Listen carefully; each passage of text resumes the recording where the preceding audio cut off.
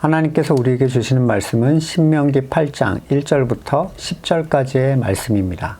당신들은 오늘 내가 당신들에게 명하는 모든 명령을 잘 지키십시오. 그러면 당신들이 살아서 번성할 것이며 주님께서 당신들 조상에게 약속하신 땅에 들어가서 그 땅을 차지할 것입니다. 당신들이 광야를 지나온 40년 동안 주 당신들의 하나님이 당신들을 어떻게 인도하셨는지를 기억하십시오.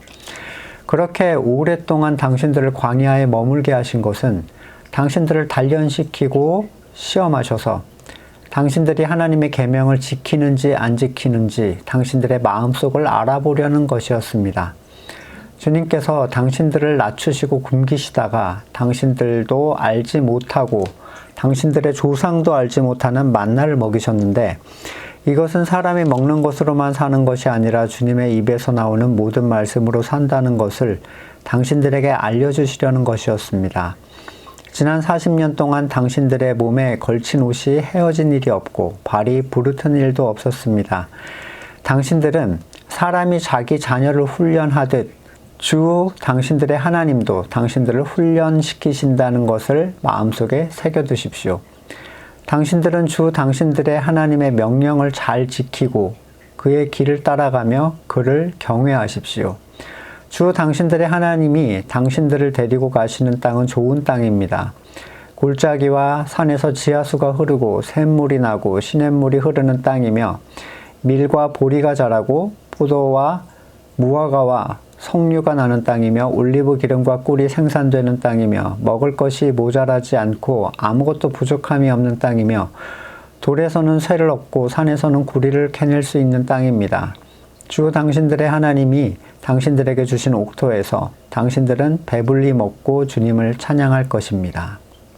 옛 언약의 핵심은 하나님께서 그 택한 백성에게 주신 모든 계명을 항상 완벽하게 지켜야 된다는, 그러면 의롭다고 인정을 해주시겠다는 그게 내용이죠.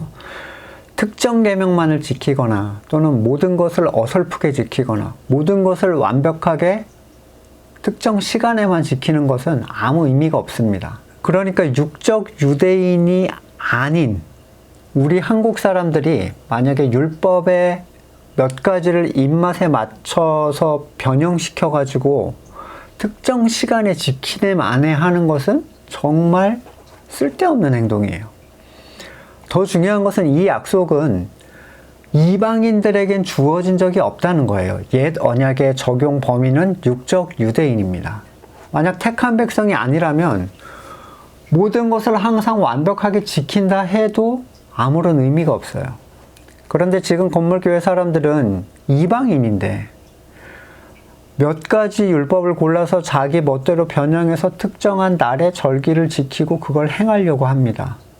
그리고 그걸 따르지 않는 자를 정죄하죠. 이것은 새 언약과는 아무 관계가 없고 옛 언약과도 아무 관계가 없습니다. 구약에 성공해서 의를 얻은 사람은 아무도 없었어요. 로마서 3장 19절, 율법에 있는 모든 말씀이 율법 아래 사는 사람들에게 말한 것임을 우리는 압니다. 그것은 모든 입을 막고 온 세상을 하나님 앞에서 유죄로 드러내려는 것입니다. 그러므로 율법의 행위로는 하나님 앞에서 의롭다고 인정을 받을 사람이 아무도 없습니다. 율법으로는 죄를 인식할 뿐입니다. 이게 율법의 기능이에요. 근데 지키네만에 하는 건 미련한 행동이죠. 그러나 이제는 율법과 상관없는 하나님의 의예요. 그걸 지킨다, 안 지켜서 넌 죄인이다, 안 지키면 이단이다. 이게 웃기는 사람들이죠. 율법과 상관없는 하나님의 의가 나타났는데 그것은 율법과 예언자들이 증언한 것입니다. 근데 이 하나님의 의는 예수 그리스도를 믿는 믿음을 통하여 오는데 모든 믿는 사람들에게 미치며 거기에는 아무런 차별이 없습니다. 이거야말로 이제 이방인들에게 적용이 되는 거죠.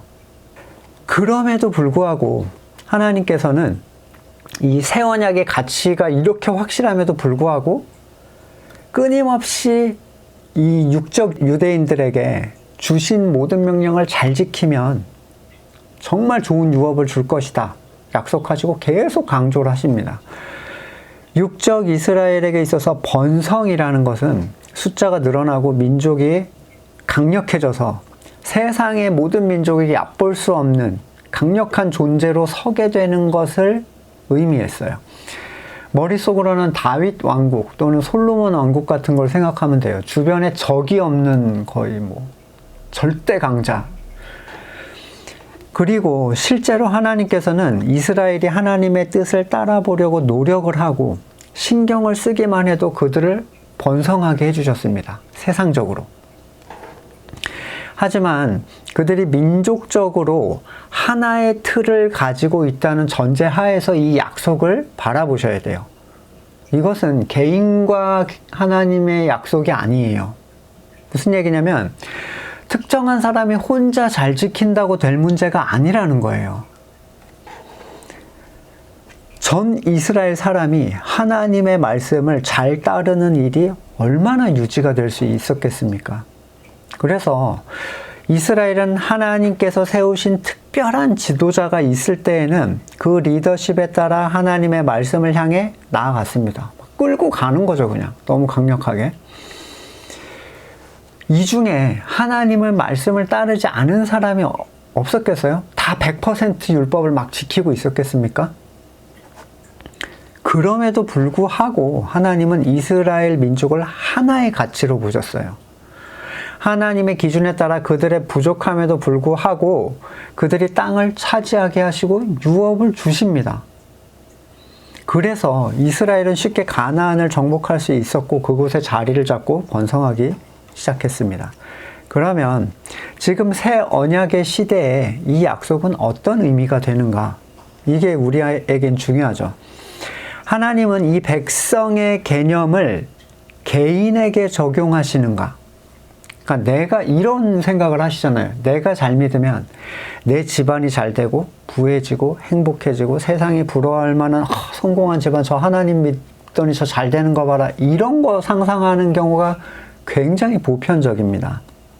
그리고 그걸 추구하게 만들고 목사들이 한 성도로 부름을 받은 자들이 교회된 성도들과의 관계가 없이 내 혈육, 내 집안의 성공을 위해서 신앙생활을 하는 경우, 거기에 열심을 내는 경우가 얼마나 많습니까? 거의 다 그렇게 생각해요. 거의 다. 심지어 거듭난 사람들조차도 이 기준을 잘 벗어나지 못합니다. 또는 공동체의 개념이라는 게 한 건물에 다니는 등록교인의 수준으로 작아져 있는 경우가 많죠. 교회가 부흥했다. 여러분 이 용어를 한번 생각해 보세요. 부흥했다. 어떤 그림이 떠오르시죠? 적은 수가 모였던 곳이 사람이 많아지고 건물이 세워지기 시작하고 엄청난 재정이 들어오면서 막 높아져서 막 대통령도 만나고 청와대 조창기도에 가고 이런 그림이 아주 이상한 그림이 떠오른다는 거예요. 그것은 성경이 말하는 부흥이 아닙니다. 저 교회는 부흥했는데 우리 교회는 부흥하지 못했다. 우리 교회는 부흥했는데 저 교회는 아직 그대로네. 이런 게 가능한가요? 잘못된 교회의 이해 때문에 이렇습니다. 부흥이란 단어는요, 성경에서 하박국에 한 번이 나와요. 근데 이 부흥은 숫자의 증가나 세상이 알아볼 수 있는 눈에 보이는 가치의 성장이 전혀 아닙니다. 하박국 3장 2절. 여호와여 내가 주께 대한 소문을 듣고 놀랐나이다. 여호와여 주는 주의 일을 이 수년 내에 부흥하게 하옵소서. 이 수년 내에 나타내시옵소서. 진노 중에라도 긍휼을 잊지 마옵소서. 부흥을 얘기해 놓고요. 진노 중에라도 제발 불쌍히 여겨주세요. 이렇게 얘기를 합니다. 자, 부흥의 어감이라는 건 어떤 게 있냐면요. 부하고 흥하는 거, 이런 아주 막연하게 그냥 생각해요. 근데 한자도 완전 다를 뿐더러 눈에 보이는 게 잘 되면 부흥이다. 아니에요. 부흥에 해당하는 단어 하이예후의 원형 하야는 생명을 보존하다라는 의미인데 하박국이 말하는 부흥의 목적어 무엇을 부흥하게 해달라고 하냐면 주의 일을 부흥하게 해달라고 합니다. 자, 하나님을 향해서 부흥하게 하실 것을 간구하는데 뭘 간구하고 있냐면 교인 수가 증가하는 그따위를 얘기하는 게 아니에요. 심판의 역사를 얘기합니다. 이것은 당시 이스라엘을 괴롭게 했던 바벨론뿐만 아니라 1차적으로 그거보다 먼저 불의한 죄로 오염된 선민 이스라엘 자신을 목표로 하고 있어요. 정화의 개념인 거죠. 하박국이 이런 강구를 드린 것은 하나님의 일이 택한 민족에게 고통이 된다 할지라도, 외적 고통이겠죠. 궁극적으로는 선민들이 반드시 가져야 할 의를 회복하는 과정이 될 것이기 때문이고, 또한 이 일이 결과적으로 택한 자들에게 구원과 승리를 가져다 주고 하나님께 영광을 돌리게 되는 일이 될 것이기 때문이에요. 그래서 부흥하게 해달라면서 진노 중에라도 제발 긍휼히 여겨주세요, 이렇게 기도를 하는 거예요. 여러분, 우리가 생각하는 부흥 숫자적 증가 막 잘 돼, 그건 완전 세상적이고 타락한 개념이에요. 이 성경 본문에서 얘기하는 바가 전혀 아닙니다. 이 타락한 백성들, 그리고 하나님의 백성을 괴롭히는 자들에게 심판을 하루속히 내려달라는 그런 간구죠. 새 번역의 번역으로 보면 좀 이렇게 혼동이 안 오는데, 주님, 내가 주님의 명성을 듣습니다. 주님께서 하시는 일을 보고 놀랍니다. 주님의 일을 우리 시대에도 새롭게 하여 주시옵소서. 우리 시대에도 알려주시옵소서. 진노하시더라도 잊지 마시고 자비를 베풀어 주시옵소서. 지금 건물의 교회는 하나님의 약속, 옛 언약과 새 언약의 대상인 민족적 개념, 택한 백성의 개념, 공동체 개념이 없어요. 있더라 하도 비성경적입니다. 개인의 집안이 그들이 생각하는 공동체죠. 내가 잘하면 우리 집안이 성공한다. 우리 가족을 세상적으로 잘 되게 해달라는 기도는 해도 거듭난 공동체에 대한 인식 자체가 없어요. 하지만 육적 이스라엘에서 새롭게 바뀐 새 언약의 대상은 영적 이스라엘, 바로 거듭난 사람들의 공동체입니다. 이건 혈육으로 절대로 이어지지 않는 거예요. 이 대상을 범주로 하나님의 번성의 대상을 이해하셔야 돼요. 참으로 부흥을 원한다면 하나님의 거듭난 백성 중에 하나님의 백성답게 살지 못하는 존재들이 하나님의 징계를 받고, 하나님의 백성을 영적으로 괴롭히는 존재들이 하나님의 심판을 받아서 이 택한 자들이 하나님의 뜻 안에서 성장하고 하나님의 나라가 그들을 통하여 세워져 가는 것을 소망하셔야 돼요. 그게 부흥의 개념입니다. 하나님의 보이지 않는 영적 교회가 세상은 인지하지 못하는 방식으로 하나님의 뜻을 이루어가는 것, 그게 성도의 소망이 되어야 하겠습니다.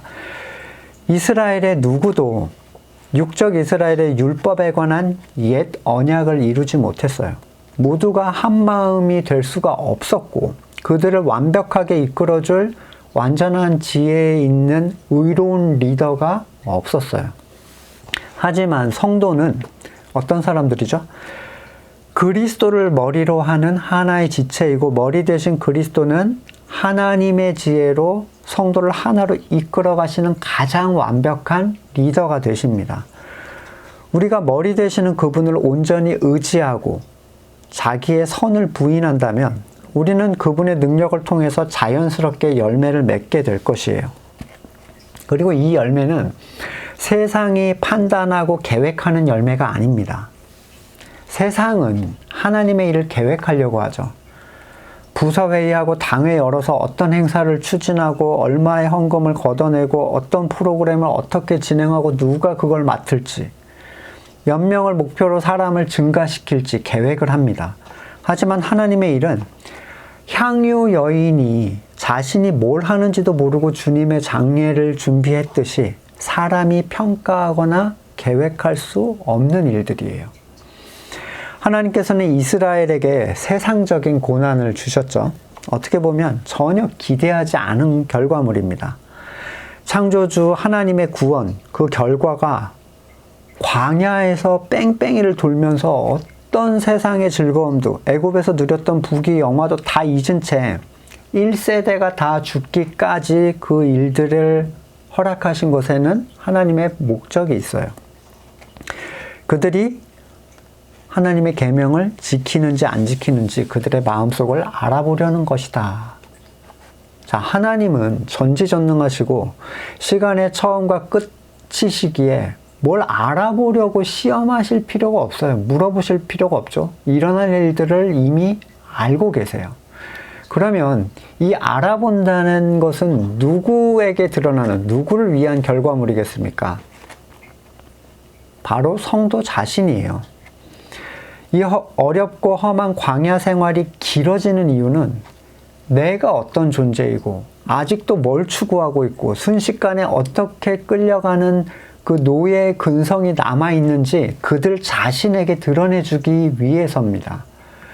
이것을 드러내주시기 전까지 거듭난 성도들은 이렇게 생각해요. 나는 상당히 괜찮은 존재.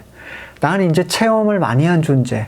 새로움을 입은 존재로서, 놀라운 체험을 한 존재로서 하나님의 말씀을 향해 기꺼이 나는 그걸 선택하고 나아갈 것이다 라고 막연하게 착각하고 있는 존재들이에요. 그런데 정작 인생의 나그네길에서 그들은 대단히 큰 건 고사하고 아주 작은 일에서조차 하나님을 따르는 것이 결코 쉽지 않다는 것을 배워서 체험적으로 알게 됩니다. 어린 시절에 들었던 질문들이 있죠. 공산당이 와서, 요즘 청년들은 그런 얘기 안 들었는지 모르겠는데 저 때는 워낙 남북관계가 안 좋았으니까 공산당이 와서 총뿌리를 대고 예수 믿을 거야 안 믿을 거야 라고 한다면 너 예수 믿겠어요? 라고 할 자신 있냐? 이런 질문에 쓸데없이 두려워하고 고민하고 내가 할 수 있을까? 진짜 위협의 순간에 나는 죽겠다고 할 수 있을까? 이런 시간을 보내면서 상상순교를 하는 게 한두 번이 아니었어요. 상상순교죠. 정말 쓸데없는 일입니다. 왜냐하면 정작 지금의 자리에서 너무나도 작은 일에 하나님의 하나님의 선을 선택하는 것을 고려조차 하지 않는 사람이 대부분이기 때문이에요. 당장 눈앞에 촛불을 끌 생각도 하지 않는데 어마어마하게 큰 산불이 나면 나는 이걸 끌 수 있을까? 이걸 고민하고 있는 거죠. 초대형 산불을 나는 어떻게 진압할 것인가? 두렵고 떨린다. 그게 무슨 가치가 있나요? 제발 극단적인 상황으로 몰아가서 자기를 스스로 괴롭히지 마십시오. 지금 눈앞에 있는 촛불부터 끄시면 됩니다. 일어나지도 않은 일로 괴로워하고 걱정하는 게 무슨 가치가 있겠어요? 설령 거기에다가 나는 주님과 함께 죽겠다. 쏘시오. 나는 주님과 함께 죽겠소. 라고 결심을 한들 그게 무슨 의미가 있어요? 베드로는 안 그랬습니까? 주님과 함께 죽겠습니다. 촛불을 불어 끌 마음도 없는 사람이 산불이 나면 나는 그걸 끄겠다 결심하는 게 의미가 있겠냐는 거죠. 결국 나라는 존재는 촛불도 불어 끌 생각이 없다는 것을 광야를 걸으면서 발견하게 됩니다. 내가 얼마나 애굽의 것들을 그리워하고 사랑하는 존재인지, 그것에 중독되어 있고 원하고 하나님을 따르기보다는 내가 선악의 주권자로서 살아가길 원하는지 오랜 광야의 삶 속에서 바로 나 자신에게 드러나게 돼요. 그래서 나는 아직도 멀었구나를 발견하게 됩니다. 내가 선악의 주권을 가지면 사람들은 항상 분노하고 두려워지고 우울해져요. 내가 선악의 주권을 가져간 사람들이요. 왜냐하면 내 선이 이루어지지 않은 것에 대한 결과물들이 바로 그런 감정들인데, 우리는 우리 안에 발견되는 감정을 통해서 우리가 우리의 선을 어떻게 대하고 있는지를 알 수 있습니다. 여러분에겐 뭐가 두려우신가요? 그것은 여러분의 선이 이루어지지 않을 것에 대한 두려움이죠. 뭐에 분노하십니까? 여러분의 선이 이루어지지 않을 것에 대한 분노예요.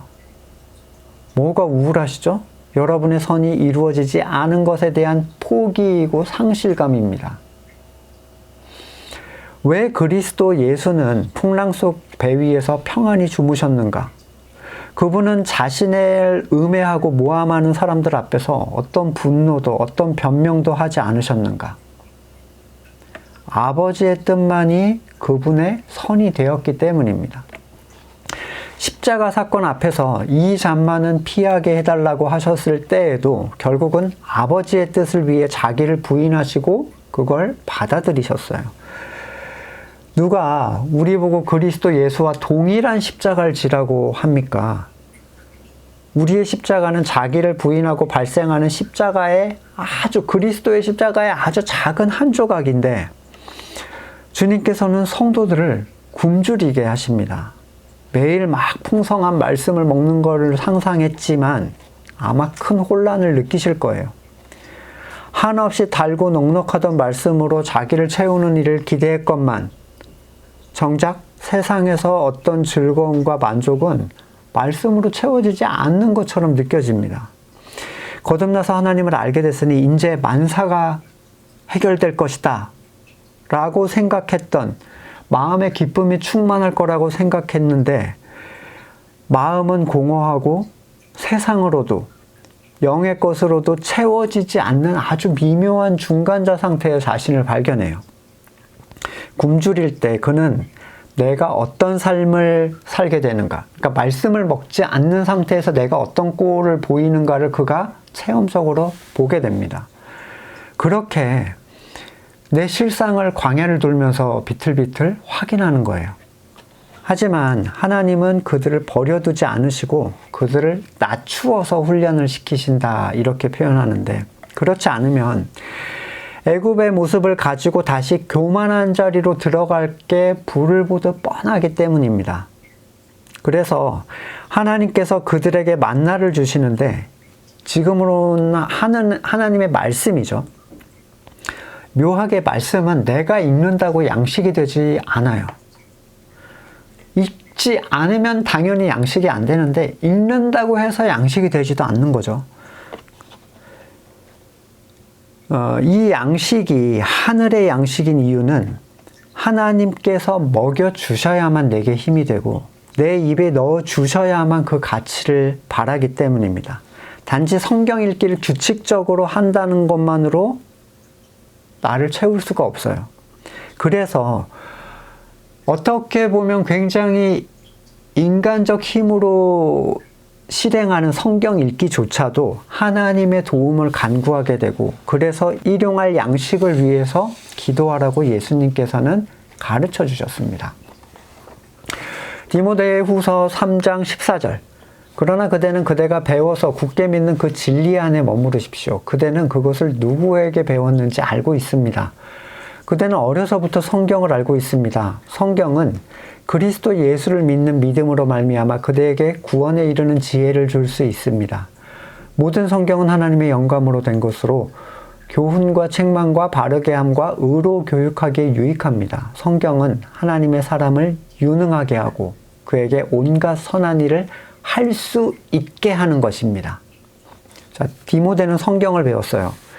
누군가로부터 가르침을 받았고 바울은 배운 그 가르침 안에 머무르라고 얘기를 합니다. 이 가르침은 그에게 구원에 이르게 해주는 지혜가 있게 합니다. 자, 이미 구원은 받았죠. 그렇죠? 구원을 받았으니까 거듭난 거죠. 그러나 종말적 구원으로 향하는 여정에 대해서 얘기를 하는 거예요.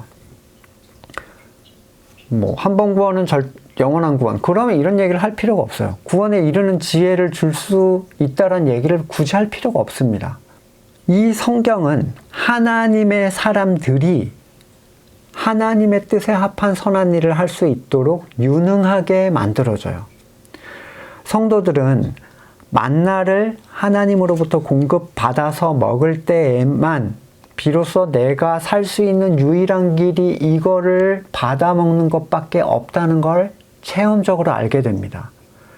그럼에도 불구하고 이것은 내가 저장을 해놓고 먹거나 스스로 만들어 먹거나 의도할 수 있는 것이 아니라 하나님으로부터 내릴 때에만 그날 하루를 먹는 것이라는 사실을 배우게 되는 거죠. 그래서 하늘을 보면서 하늘의 만나를 달라고 간구를 합니다. 때로는 성도도 만나가 질릴 때가 있어요. 세상의 온갖 식욕을 자극하는 다채로운 맛이 그리울 때도 있습니다. 하지만 거듭난 성도는 세상의 음식, 세상의 체험으로는 만족할 수 없는 어떠한 공허함이 있어요. 세상 거는요, 당장 맛이 있는 듯 하나 알 수 없는 불안감이 있고 불편합니다. 뭔가 그걸로 나를 채우고 있다는 사실이. 그러나 또한 쉽게 포기도 못하죠. 그래서 광야를 돌아야 되는 거예요. 정말 뭐가 중요하고 무엇이 참된 가치인지 배우기 위해서 광야의 오랜 생활이 필요합니다. 거듭난 성도들의 어떻게 보면 팍팍하고 반복되는 것 같은 이 뺑뺑이의 일상은 오히려 내가 어떤 존재인지 드러내는데 아주 좋은 장이 되는데, 그런 어려움에도 불구하고 하나님께서는 그들을 채우시고 이끌어 가세요. 8장 4절에 무려 40년 동안 옷이 헤어지지도 발이 부르트지도 않았다. 어떻게 이럴 수가 있었겠어요? 실제로 뭐 신발 한 켤레로 그냥 40년 돌았겠습니까? 이 표현은 그렇게 힘들지만 하나님께서 그들의 필요와 어려움을 항상 살피고 돌보고 계셨다라는 의미예요. 그들에게 무엇이 떨어지면 그걸 채우시고 그들의 아픔에 쉬게 하고 기다려주는 것이 하나님의 훈련 방식이지, UDT 특수훈련처럼 강한 자만이 살아남아라 이런 스타일이 아니에요. 무슨 전사로 만드는 게 목표가 아닙니다. 자녀답게 만드는 게 목표죠. 때로는 광야에서 한없이 혼자 걷는 것처럼 느껴질 때가 있습니다. 모두가 앞으로 가버리고 나 혼자 뒤처져서 낙오해버린 것 같은 느낌. 하지만 하나님은 늘 택한 자 옆에서 함께하고 계세요. 광야의 목적은 유업을 누리게 하는 게 아니라 노예된 상태를 확인하게 하고 자녀로서 어떻게 사는지 배우게 하는 데 있기 때문입니다. 하나님은 택하여 부르신 자들을 부모가 자녀를 훈련하듯이 훈련을 하세요. 부모의 훈련은 혹독한가요? 부모가 못 가르친다고 하죠, 보통은. 왜? 혹독하게 못하니까. 여러분들 자녀를 막 혹독하게 훈련하시나요? 부모의 훈련은 부모가 가진 지혜의 선에서 가장 선하고 유익하며 아이가 상처받거나 낙오하지 않도록 많은 배려와 사랑이 있는 그런 훈련이에요. 그 누구도 부모가 자기 자녀에게 하듯 애정을 담아서 훈련할 수는 없습니다. 부모와 자녀와의 관계는 그런 거죠. 물론 간혹 이상한 부모들이 요즘엔 나타나고 있지만 보편적인 부모라는 건 그런 거죠. 우리는 인간이라 우리의 훈련이 때로는 상처가 되고 해가 될 때도 있어요.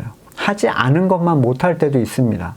하지만 창조주 되신 하나님의 훈련은 항상 하나님의 아가페적인 사랑 안에서 우리에게 시행이 됩니다. 홀로 있는 것 같을 때, 아무 성장이 없이 느껴지거나 배고픔과 갈증에 허덕일 때도 항상 그것은 하나님의 훈련의 일부예요. 그것은 당사자에게는 방치나 무관심이라고 여겨질 수도 있습니다. 하지만 뒤에서 챙겨주시는 하나님의 사랑은 충분히 광야를 통과해서 장성한 자리에 이르도록 만들어주세요. 중요한 건 내 상황과 관계없이 그를 상 주시는 이라고 믿는가라는 겁니다. 히브리서 11장 6절, 믿음이 없이는 하나님을 기쁘게 해드릴 수 없습니다. 하나님께 나아가는 사람은 하나님이 계시다는 것과 하나님은 자기를 찾는 사람들에게 상을 주시는 분이시라는 것을 믿어야 합니다. 히브리서 11장에 나오는 믿음의 사람들은 모두 이 믿음을 가지고 있었어요. 내가 처한 상황이 절망적이든 또는 풍족하고 평안하든 모든 상황을 하나님께서 내게 주시는 상으로 받아들였어요. 건강함 뿐만 아니라 병들음에 대해서, 성공뿐만 아니라 실패에 대해서, 사랑받음 뿐만 아니라 미움받음에 대해서, 쉼뿐만 아니라 지침에 대해서. 로마서 8장 35절, 누가 우리를 그리스도의 사랑에서 끊을 수 있습니까? 환난, 공고, 박해, 굶주림, 헐벗음, 위협입니까? 또는 칼입니까? 성경에 기록한 바 우리는 종일 주님을 위하여 죽임을 당합니다. 우리는 도살당할 양과 같이 여김을 받았습니다. 한 것과 같습니다. 그러나 우리는 이 모든 일에서 우리를 사랑하여 주신 그분을 힘입어서 이기고도 남습니다. 간신히 이깁니다가 아니에요. 나는 확신합니다. 죽음도 삶도 천사들, 권세자들, 현재일, 장래일, 능력도 높음, 깊음, 그 밖에 어떤 피조물도 우리를 우리 주 예수 그리스도 안에 있는 하나님의 사랑에서 끊을 수가 없습니다. 성도의 삶은 비단길이 아니었어요. 그들은 필연적으로 세상의 미움을 받게 되고 그들이 지향하는 길은 세상과 다른 길이었습니다. 세상은 넓은 길을 택하지만 좁은 길을 가야 했죠. 세상은 만문을 선택했지만 성도는 하나님의 뜻을 선택합니다. 그러면 보이는 세상의 삶이 편안할 수가 없어요. 그럼에도 불구하고 성도가 신뢰하는 것은 그를 찾는 자에게 상 주시는 이라는 믿음이 있었기 때문이에요. 잠깐 확인할 것은 여기서 상은 내 선의 성취가 아닙니다. 하나님의 뜻의 성취를 상으로 생각하고 있는 사람들이 성도예요. 그 사람들이 가장 그걸 귀한 가치로 봅니다. 그러니 이러한 선을 기다리는 사람은 세상 그 어떤 것도 그리스도 예수 안에 있는 하나님의 사랑에서 성도를 끊을 수 없다는 그 얘기를 신뢰하게 돼요. 인간 부모도 자녀에게 해가 되는 훈련을 시키지 않는데 하물며 그리스도의 피값으로 값주고 사신 성도겠습니까? 하나님께서 성도에게 허락하신 새 언약의 가치를 붙잡으십시오. 오직 그분의 의를 믿음으로 의롭다함을 얻음을 받아들이시고 내 의를 끊어내시고 수시로 내게 찾아오는 옛사람의 습성을 거부하고 그에 따라오는 그 고난을 기꺼이 받아들이십시오. 여러분이 거듭난 자로서 여러분의 선을 부인한다면 그 일은 괴로운 일이 되지 않을 거예요. 가끔 연예인들이 자신이 고민을 이렇게 토로하는 영상들이 올라오더라고요. 특별히 요즘에 오은영 박사가 그 아이들 이렇게 우리 아이가 달라졌어요 하시는 분 있죠. 그분 참 굉장하시던데 요즘에는 유명 연예인들을 상담을 해주시는 거예요. 근데 보통 일반적으로 좀 잘 안 보이는 분들 있잖아요. 한때 피크를 쳤다가 잘 안 보이는 분들. 그래서 예를 들면 그들이 이제 삶이 굉장히 문제가 발생했나 봐요. 그래서 유명해지면 인기가 많아지면 그를 이용해 먹으려는 사람들이 있고 또 그를 끌어내리려고 음해하는 사람이 있고 심지어 아무도 그렇게 하려 하지 않는데 혼자 그걸 뺏길까 봐 두려워하는 사람도 있고 또 다시 그때의 영광으로 돌아가고 싶지만 이미 나이가 들고 인기가 가서 더 이상 갈 수 없는 그 절망에 빠진 사람들도 있고 묘하게 그 공통점은요. 그들의 고민의 공통점은 일반적 사람은 알 수 없는 종류의 고통이라는 거예요. 여러분 스포트라이트를 다시 얻지 못해서 고민하고 계시는 분이 계신가요? 저는 뭐 높아진 적이 없기 때문에 높아짐에 대한 막 그런 게 별로 없어요. 이걸 잃으면 어떻게 하지만 눈치 보고 이럴 게 없습니다. 세상의 높은 곳에 올라간다는 것의 결과물들과 그 부작용을 겪는 사람들의 고통을 얘기하는데 그래서 그분들에게 극단적으로 이제 공황장애가 거의 보편적으로 발생을 하더라고요. 이 공황장애의 일반적인 원인은 스트레스입니다. 스트레스. 무엇인가에 대한 스트레스인데 그것이 나에게 최악이라는 생각은 결국 그를 정신적인 절벽으로 막 몰아가는 거예요. 하지만 정상적 성도는 그리스도에게 잘 붙어있는 성도는 그럴 이유가 없습니다. 그들은 주시는 모든 상황을 상으로 여기기 때문이에요.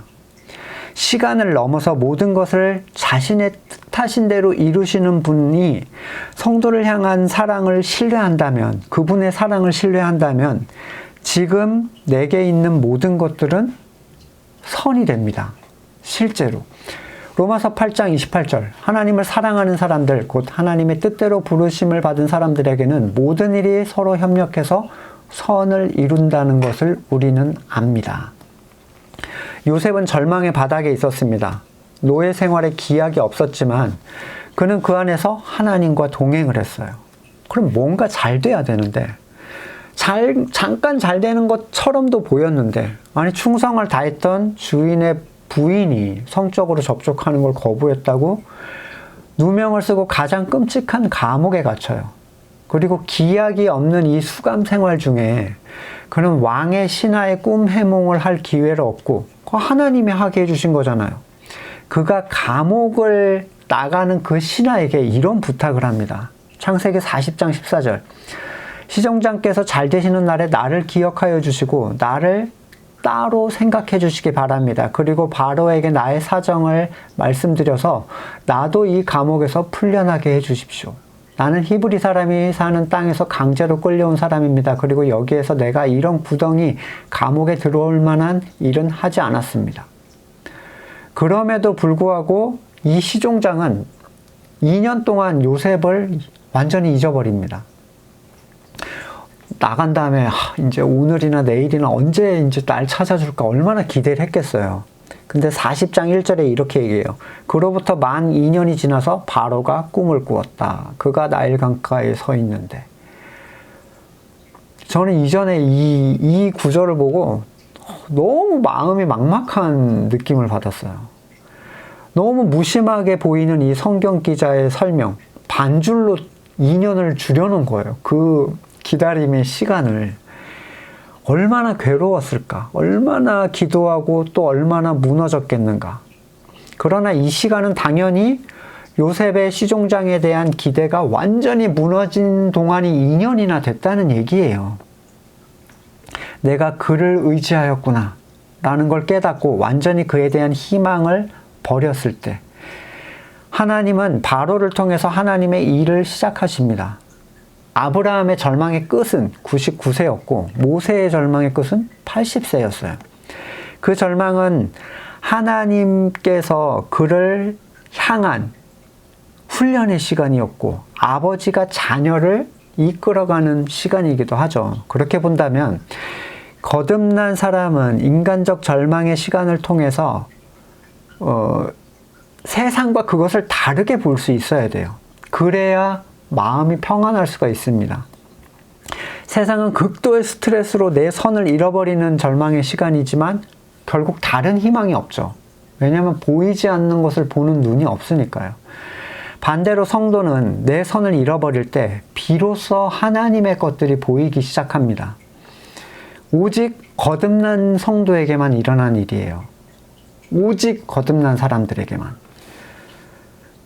이것을 버리면 죽는 줄 알았는데 내가 상상하지 못한 가치가 절대자의 손에 의해서 나타나기 시작하는 거죠. 100세에 낳은 자녀 이삭이 그렇죠. 애굽의 왕자가 민족을 위해 애굽 사람 하나를 쳐 죽인 것이 모세가 한 일이었다면 80세의 자기 절망을 본 이 노인은 최강 애굽을 상대로 10가지 재앙으로 애굽을 초토화시키고 홍해를 가르고 반석을 쳐 물을 내며 40년을 200만이 넘는 이스라엘 민족을 광야에서 이끌어 훈련을 시킵니다. 그 모든 일에 대해서 이 모세는 자기의 의를 세울 수가 없었어요. 내가 한 일이 아니라는 걸 분명히 알거든요. 광야는 옛사람에게는 괴로운 곳이지만 새사람에게는 굉장한 힘이 되는 곳입니다.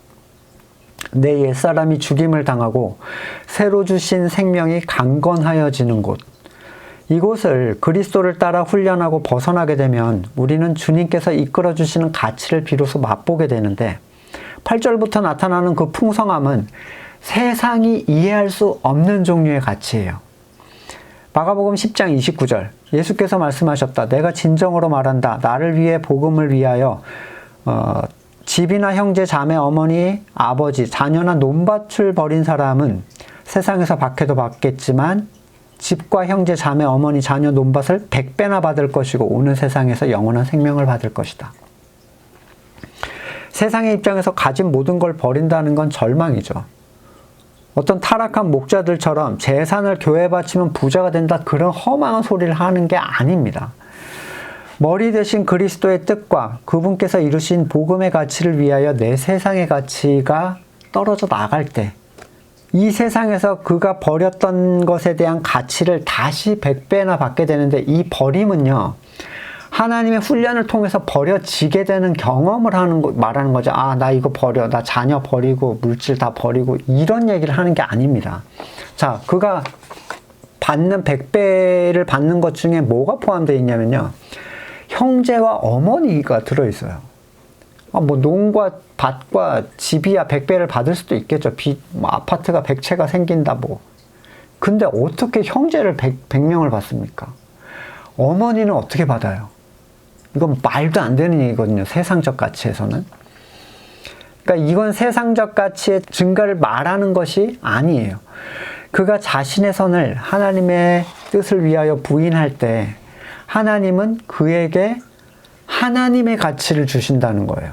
근데 그는 그것으로 세상에 가진 것보다 100배를 만족할 수 있는 존재가 됩니다.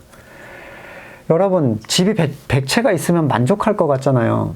뭐 부동산 보니까 600 몇 채를 가진 사람이 우리나라에서 제일 많이 가졌다고 하는데, 그 사람이 한 채를 가진 만족에 600배를 가지고 있다고 생각하세요?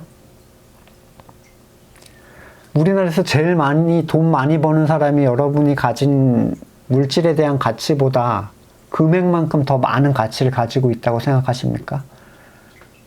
항상 불안해하고 두렵고 더 가지려고 하고 뺏기지 않으려 하고 엄청난 스트레스를 받고 있어요.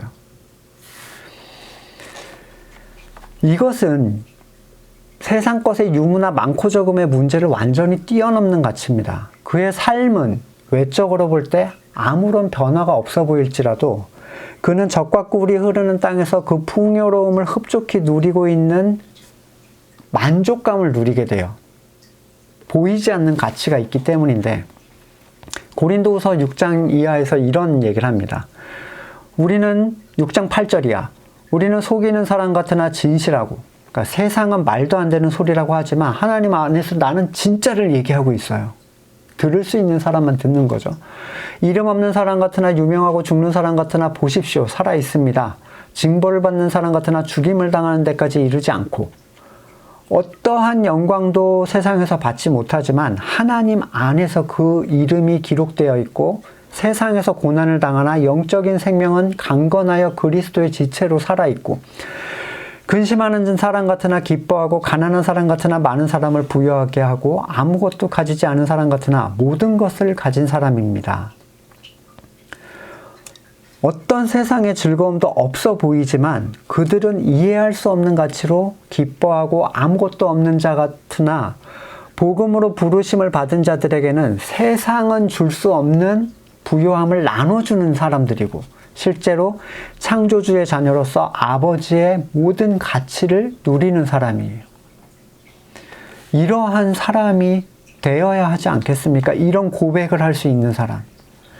기껏 간증이라고 하는 것들이 돈 주고 불러와요. 간증자를. 여러분도 아시겠지만.